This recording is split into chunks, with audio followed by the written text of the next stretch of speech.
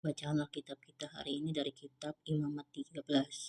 Penyakit kusta. Tuhan berfirman kepada Musa dan Harun, apabila pada kulit badan seseorang ada bengkak atau bintil-bintil atau panau yang mungkin menjadi penyakit kusta pada kulitnya, ia harus dibawa kepada Imam Harun atau kepada salah seorang dari antara anak-anaknya imam-imam itu. Imam haruslah memeriksa penyakit pada kulit itu, dan kalau bulu di tempat penyakit itu sudah berubah menjadi putih dan penyakit itu kelihatan lebih dalam dari kulit, maka itu penyakit kusta. Kalau imam melihat hal itu, haruslah ia menyatakan orang itu najis.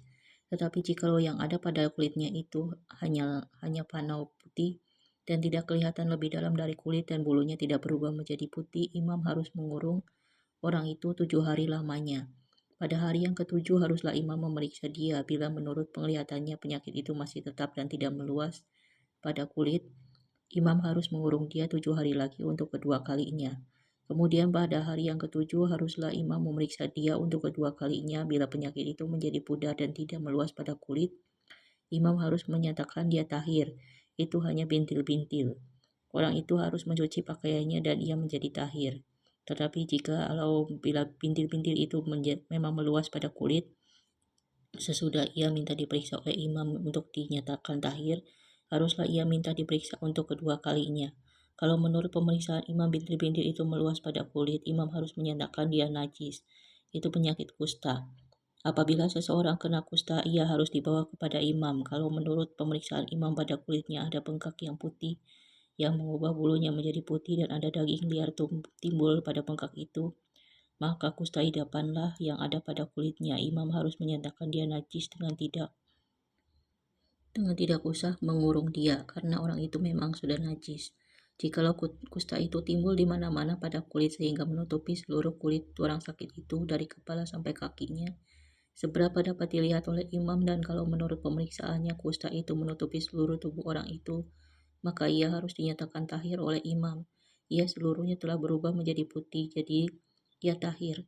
Tapi pada waktu ia ada tampak daging liar padanya, najislah ia.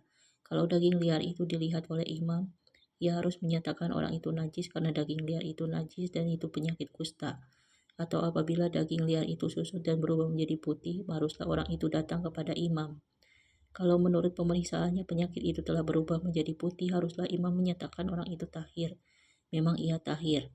Apabila pada kulit seseorang ada barah yang telah sembuh, tetapi di tempat barah itu timbul bengkak yang putih atau panau yang putih kemerah-merahan, haruslah orang itu minta diperiksa oleh imam.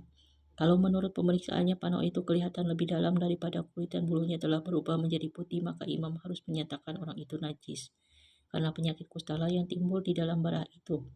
Tetapi jikalau panau itu diperiksa oleh imam dan ternyata tidak ada bulu yang putih padanya dan tidak lebih dalam daripada kulit, malahan pudar, imam harus mengurung orang itu 7 hari lamanya. Dan jikalau panau itu memang meluas pada kulit, imam harus menyatakan dia najis, itu penyakit kusta.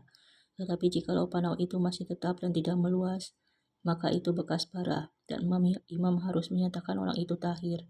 Atau apabila pada kulit seseorang ada lecur karena api dan daging liar yang timbul pada lecur itu menjadi panau yang putih kemerah-merahan atau putih, maka imam harus memeriksa panau itu. Bila ternyata bulu pada panau itu berubah menjadi putih dan panau itu kelihatan lebih dalam dari kulit, maka yang timbul di dalam lecur itu adalah penyakit kusta. Dan imam harus menyatakan orang itu najis, itu penyakit kusta.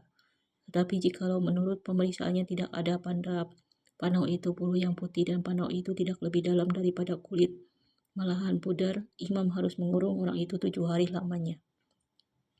Pada hari yang ketujuh imam harus memeriksa lagi dia. Jikalau panau itu memang meluas pada kulit, maka haruslah imam menyatakan dia najis, itu penyakit kusta. Tetapi jikalau panau itu masih tetap dan tidak meluas pada kulit, malahan pudar, maka itu bengkak lecur, dan imam harus menyatakan dia tahir sebab itu bekas lecur. Apabila seorang laki-laki atau perempuan mendapat penyakit pada kepala atau pada janggut, imam harus memeriksa penyakit itu. Bila itu kelihatan lebih dalam dari kulit dan ada padanya rambut halus yang kuning, maka imam harus menyatakan orang itu najis karena itu kudis kepala, yakni kusta kepala atau kusta janggut. Dan apabila menurut pemeriksaannya penyakit kudis itu tidak kelihatan lebih dalam dari kulit dan tidak ada padanya rambut yang hitam, maka imam harus mengurung orang yang kena penyakit kudis itu 7 hari lamanya. Pada hari yang ketujuh, imam harus memeriksa penyakit itu. Bila ternyata kudis itu tidak meluas dan tidak ada rambut yang kuning padanya dan kudis itu tidak kelihatan lebih dalam dari kulit, maka orang itu harus bercukur, hanya tempat kudis itu tidak boleh dicukurnya. Lalu imam harus mengurung orang yang kena kudis itu untuk kedua kalinya 7 hari lagi. Kemudian pada hari yang ketujuh, imam harus memeriksa lagi kudis itu. Bila ternyata kudis itu tidak meluas pada kulit dan tidak kelihatan lebih dalam dari kulit, maka imam harus menyatakan orang itu tahir, dan ia harus mencuci pakaiannya, dan ia menjadi tahir. Tetapi jikalau kudis itu memang meluas pada kulit sesudah ia dinyatakan tahir, dan menurut pemeriksaan imam kudis itu meluas pada kulit, maka imam tidak usah lagi mencari rambut yang kuning, memang orang itu najis. Tetapi jikalau menurut penglihatan imam kudis itu masih tetap dan ada rambut hitam tumbuh pada kudis itu, maka kudis itu sudah sembuh dan orang itu tahir, dan imam harus menyatakan dia tahir. Apabila pada kulit seorang laki-laki atau perempuan ada panau-panau, yakni panau-panau yang putih, imam harus melakukan pemeriksaan. Bila ternyata pada kulitnya ada panau-panau pudar dan putih, maka hanya kuraplah yang timbul pada kulitnya dan orang itu tahir.